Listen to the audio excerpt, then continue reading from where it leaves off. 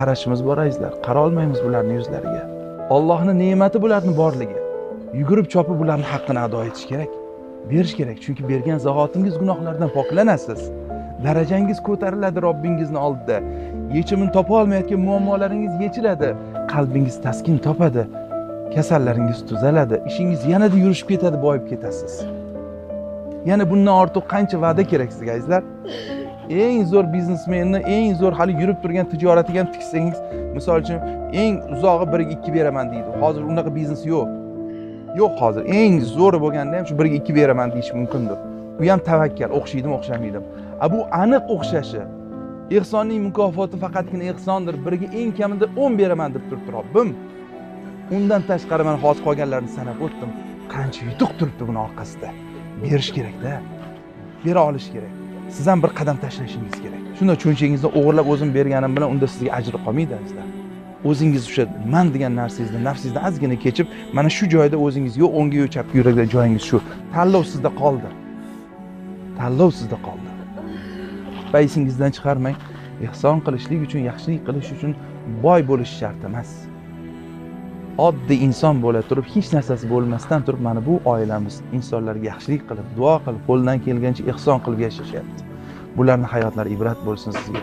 Va ko'plab misollarni ko'rsatganmiz. Oddiy kambag'al, miskin, yetim katta qilayotgan oilalarimizga ozgina ehson berib kelgandan keyin kimdir yordam so'rab kelganda, borini shunday qilib olib chiqib bergan mardlarni ko'rsatganmiz sizlarga. Mana shunaqangi himmatni Allohdan so'rang. Shunaqa bo'ling, mard bo'ling. Siz otizmi? Madina, siz katta qizlarsiz-a? Onajoningiz xastaliklar bor ekan-a? Oshqozonlarda qiynalar ekanlar.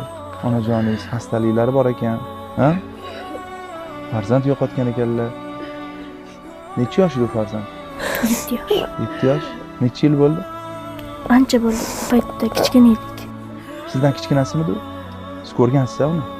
Oti nima edi? Navruz. Otajoningiz bilan Navruz inshaalloh jannatda kutishyapmiz sizlar.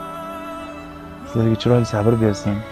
Mana ofiyat keldi inshaalloh. Allohning nusrati keldi. Bundan buyog'iga yaxshiliklar bo'lsin. Azizlar, mana ko'ryapsiz, dard ustiga dard, sinov ustiga sinov. Lekin shunda ham turibdi-da bu ona. Sinmasligim kerak, bolalarim uchun yashashim kerak deya. Mana bu onaga endi hozir qo'ldan kelgancha boringizni bering. Bularni davolatamiz inshaalloh. Bolalarimizni o'qitamiz inshaalloh azizlar.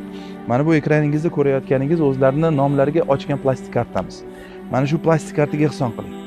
Ko'proq ehson qiling. Ulgurib qoling azizlar. Biz sizga jannatni aytayapmiz. Jannat tomon yuring. Butun xalqimizga murojaatimiz azizlar. Surxondaryoni DNOdamiz.